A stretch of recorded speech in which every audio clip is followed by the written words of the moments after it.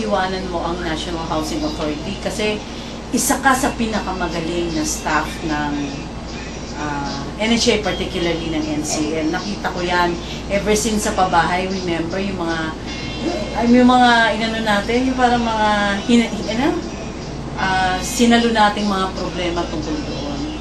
Tapos Nance, remember nung nagkasama tayo sa Bangkok, it was one of the most treasured times of my life. Una sa lahat, hindi kasi ako in sa grupo ninyo eh. Yun ang fear ko eh. Hindi ako kasi person para sa lahat.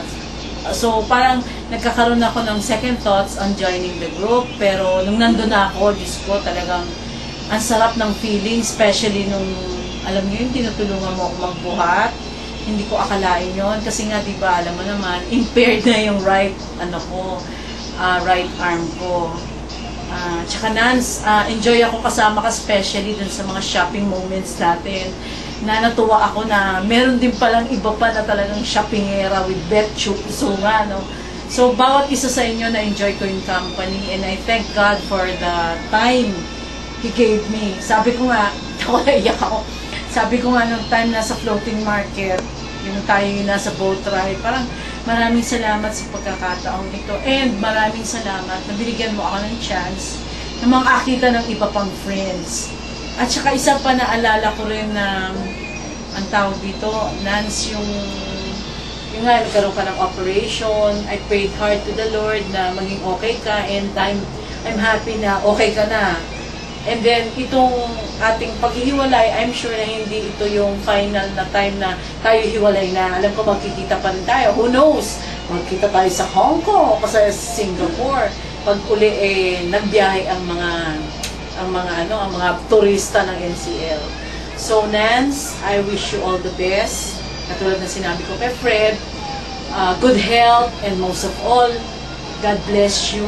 Maging masaya ka with your family. I know you deserve it so much.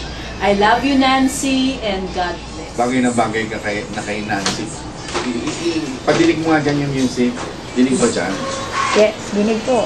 Ha? Morning Girl to. Yung retro na kanta kasi ewan ko, laging yatang pag si Nancy ang kausap ko sa pag may trabaho. Umaga pa lang nagkikita na kami. Umaga pa lang nagkikita na. Never kami yatang nagkita ng hapon. Ibig sabihin, talagang si Nancy, umaga pa lang, nagtatrabaho na. Pagdating sa trabaho, isa yan sa mga idol ko, at sana kahit man lang kalahati nung sipag niya mapantayan ko.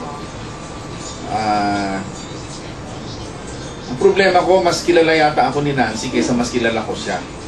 At ang pagkakakilala sa akin ni Nancy, hindi siguro sa emotional, hindi sa financial, kundi pagdating sa culinary. Kabisado niya ako kung kailan ako gutom, kung kailan ako busog, ano yung gusto kong pagkain. Kaya for the sake of the sinful cake in Pampanga, Nancy, hindi talaga kita makakalimutan dahil inabot yata ng 5 taon si Irene kasasabi sa akin kung ng pagkasarap-sarap yung sinful cake na yan. Hindi niya na-produce. Pero nung minsan lang akong humiling sa iyo noon, nung nasa Pampanga tayo sa isang training ng mga EH. Di ba sabi ko sa iyo kailan ko kaya matitikman yung sinful cake? Wala pang isang oras lumitaw na. Kaya ikaw siguro yung genie ng buhay ko dahil pinagbigyan mo yung request ko.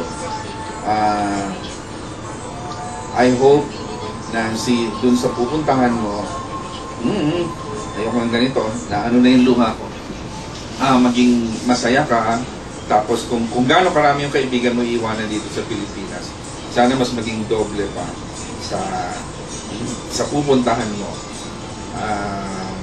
Iiksian ko na kasi mahapdi na yung mata ko kasi masakit sa mata si Lorna so Nancy, bon voyage to you, all my prayers for you and your family.